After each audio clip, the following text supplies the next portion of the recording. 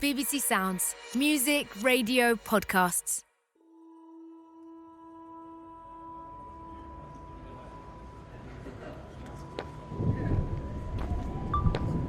Podcast idea. An episode on memory. Like when loads of people thought they remembered Nelson Mandela dying in the 80s, but he hadn't. They just remembered it for some reason. Next episode, was he just a ghost all along? Oh, hello? Note 2. Cleo, don't forget to listen to these voice notes, otherwise genius ideas get forgotten forever. What the actual? Yes, Sarge, will do. Hi, sorry, can I get into my building, please? Do you live here, miss? No, I just figured breaking and entering in front of a police officer would be the perfect crime. What's going on? We're investigating a potential kidnapping. Wait, is it Jordan Proctor? I'm afraid I'm not at liberty to discuss I'm his sister, so if you know anything, I'm pretty sure you have to tell me. It's the First Amendment or something. The person we're looking for is a young woman. If your brother's missing, you should file a missing persons report. Forget it. Wait, so this woman, is she part of the epidemic? I'm sorry? The disappearances? What disappearances? It's on the news. Yeah, well, maybe YouTube isn't the most reliable source. I'm not talking about YouTube, babe. All right, miss, this is an active crime scene, so I'm going to need to get back to work. Unless you want to talk to me about your brother? Can I just get into my building, please? Of course. Does that shifty fella live here too? Wait, what? The man who was with you just now. What did he look like? Tall, dark hair, dark clothes. Sorry, I just assumed he was with you. Oh, no, I'm on my own. All right, my mistake. Jordan?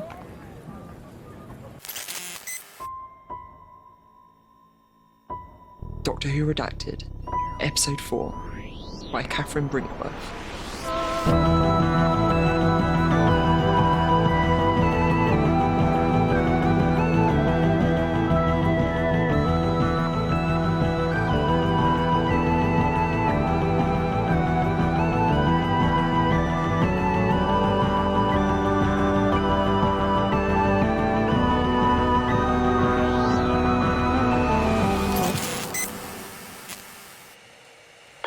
So weird.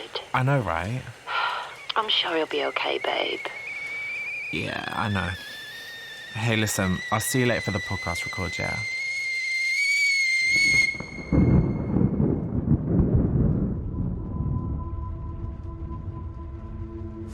Here's a scary story to tell in the dark. It's the story of Wester Drumlands, a crumbling house where people go missing, where cars gather rust in the driveway because those who come to explore step through the front door and never come back out. You shouldn't ignore that no entry sign that's been nailed to the gate for decades. But let's imagine you have, and you're trespassing into the house right now. The door creaks when you open it. You know there's something hiding inside, lurking in the dusty ballroom and up the rotting stairs. You just don't know what it is yet. You look down the hallway. It's a bright day, but the grime in this house makes it hard to breathe. Out of a broken window you can see the garden, and in it, a statue made of stone, weathered and chipped. It's an angel with wings, and its head in its hands, crying. Was that a noise outside? You turn to look and bam, without a sound, that stone angel is behind you. Fangs bared, 6 foot tall, its wings spread. It can kill you with a touch, but it can only move when you're not watching. So whatever you do, don't blink. Dun, dun, dun.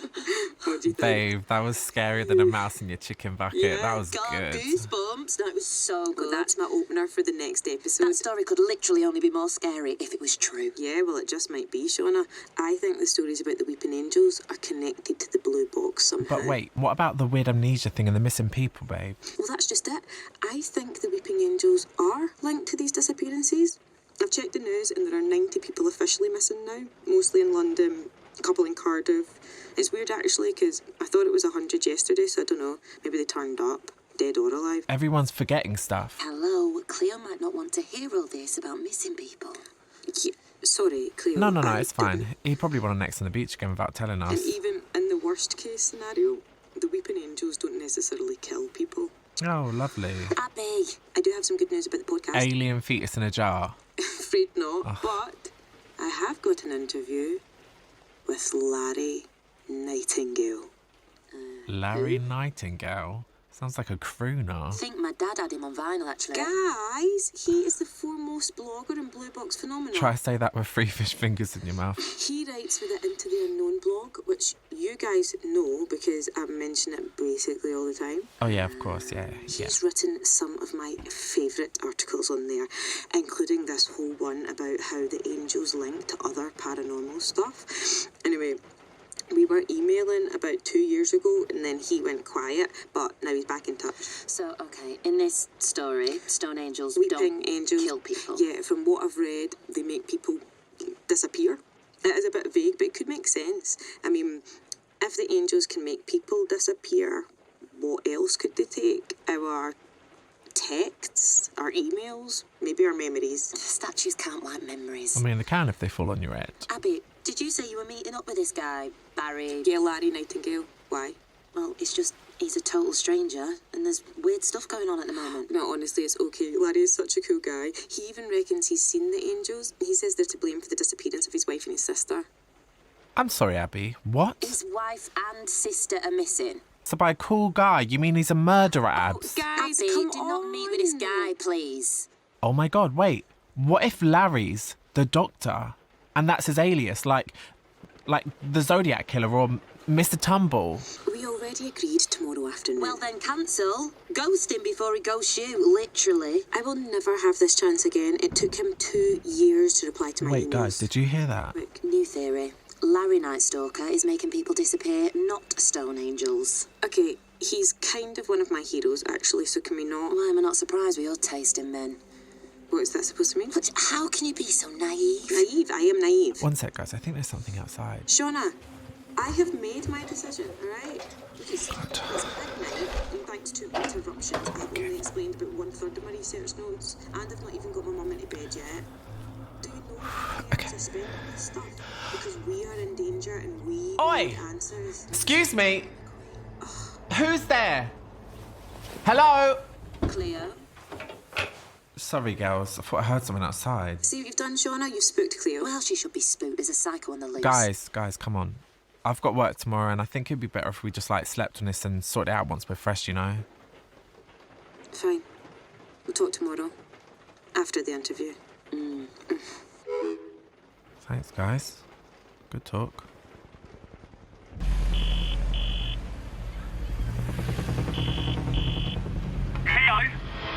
Jordan, you mug, finally. Mum's been going mad thinking you've been kidnapped or something. Cleo, are you there? Jordan!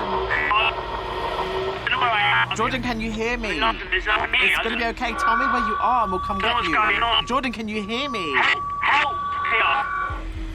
So cold. Jordan! Oh my god. Cleo, please. Oh my god, okay. Help me, I'm scared. Okay. Hi, this is the voicemail of Abby McPhail. If you're calling the Blue Box file... Oh, where's the local true crime lad when you need her? God.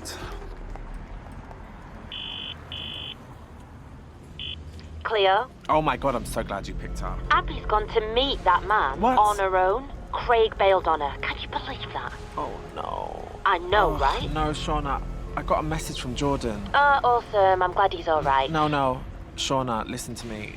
It had that weird static on it, like it was all distorted and stuff, and then he said he was scared, and I think whoever's taking people, I think they might have him too, and I don't know what to do. Shauna, I don't know what to do. Shauna. Right, we need to get to Abby now. But I'm supposed to be at work, and Glasgow's like 1,000 miles away. I can barely manage its own 6, and it's so Look, expensive. Tickets on me, all right? Babe. We'll find Jordan, I promise. But we have got to get to Abby before she vanishes too.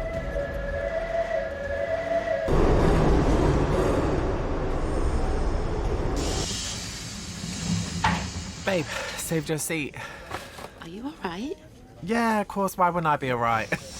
I've got my cheese puffs, I'm facing the right way on the train. I'm fine, honestly. Well, I'm fine. that's a lie. No. Come here. Oh, you're shaking, babe. It's just Jordan and what happened to my dad, and I'm sure he's gonna be okay.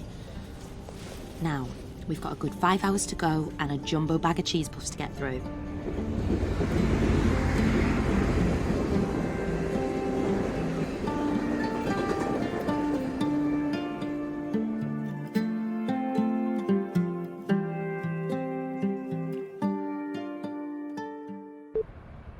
This is Abby McVale, and you're listening to the Blue Box Files. I am recording this out and about from the Glasgow Necropolis. It's about 7 p.m, and today I was meant to interview Larry Nightingale from the Into the Unknown blog. But he's nowhere to be seen.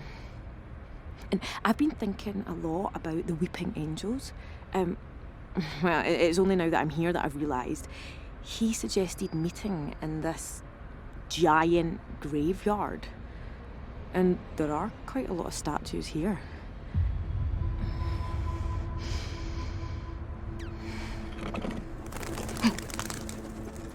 Did you hear that?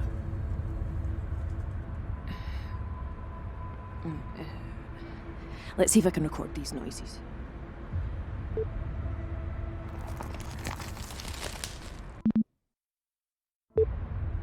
I don't like this. I'm giving him 10 more minutes. And if he is a murderer, Shauna, I'm sorry, you were right, I was wrong. Please don't let it go to your head. Okay, I've found something. It was on the ground, under a bush, right by where I was supposed to meet Larry. It's an old metal box, like properly ancient. And it's got my name on it.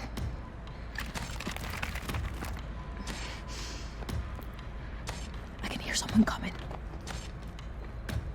Larry, is that you?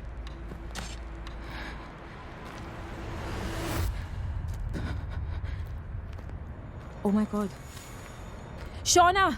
Cleo! Come here, you beautiful Scottish lunatic. It's just silly goose. What the hell are you doing here? Rescue party. I can't believe you guys came all this way. Well, we weren't exactly going to sit and wait for you to get murdered. Yeah, but train tickets haven't been affordable since the 90s. Nah, what are savings for? I'll get a gaming rig next year. Shauna. Okay, not that this isn't adorable, guys, but we need to get out of here before Larry Knight murderer shows up. Wait. Listen, Abby. My little brother's in trouble. Something's happened to him. But what if our best chance of finding him is in this box? Wait, is that from Larry? Fingers crossed it's a Blue Peter time capsule and not, human remains. Right, let's see. Okay. Oh my God. How did you do that? 2008. It's the year Larry's sister disappeared. Oh God, it is going to be body bits. Here we go. I can't look. Guys, what's in it? It's a tape recorder. Really old by the look of it. Like 1930s old. Let's see if it still works. Here goes. Hey there, Abby. Well, I hope it's Abby listening to this. This is Larry. Larry Nightingale. I hope you remember me. And that you find my tape, and that it survived all those decades buried under the edge in the necropolis. I have a bit of explaining to do. So, here's my story. A while ago, in 2021, you emailed me about the Blue Box. Your enthusiasm was amazing. Love the podcast, by the way. I wanted to talk to you. I really did, but things weren't going too well for me then. My wife, Natasha, had gone missing. And not long after that, I started losing my memory. At first, I thought it was the worry, the grief. Affects everyone differently, doesn't it? But then my notes started vanishing. I had 15 years of notes on the Weeping Angels, evidence, sightings. At first pages disappeared, then blog posts, then whole folders. Ironic, really. Natasha always wished my notes would take up less space in our kitchen. Anyway, soon, colleagues and friends started going off the radar. Eventually, everyone would forget they even existed. But the worst of it all was that I began to forget Natasha. The love of my life, and it was like she was becoming a stranger to me in my own head. So I confronted the angels. I'd been blaming them for my muddled brain. I was so angry. My mind felt like it was falling apart. I barely escaped with my life, thanks to an old friend. I was taken back into the 1920s, and there she was, Natasha. It was like she'd never left. As soon as I saw my wife, it was like my memory reset. It all came back at once. I had a bang of a headache too, I can tell you. But the angels weren't to blame for my amnesia. In fact, it was almost like they were running from something. They always have these monstrous, angry expressions. I mean, you saw the photos, but not this time. This time, they seemed scared. I didn't think anything was more powerful or dangerous than the angels, but there's something going on here. Something bigger. Normally, the doctor would help, but it's almost like the doctor's turned against us. And if that's happened, then I don't know how we're going to make it out of this alive. I'm sorry. I can't help you. I know this is going to leave you with more questions than answers, but it's already starting to fade again. The angels, the doctor, my wife, my sister, everything. But Abby, be careful. Watch out for the blue box.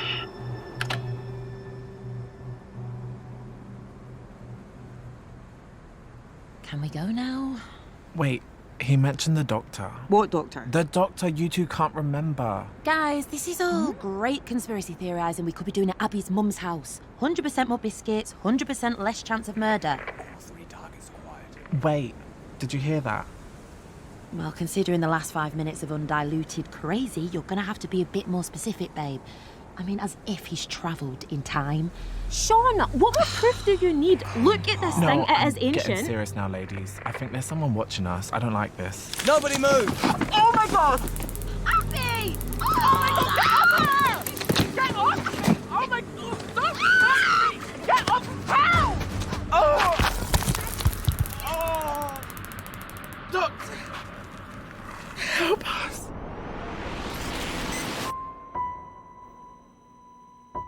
Doctor Who Redacted, Episode 4, by Catherine Brinkworth. Starring Charlie Craggs, Lois Chimimba, Holly Quinn Ankra, Corinne Cronfley, and Findlay Robertson. Directed and produced by Ella Watts. Sound design by David Thomas and Arlie Adlington. Original composition by David Devereux. A BBC Studios production.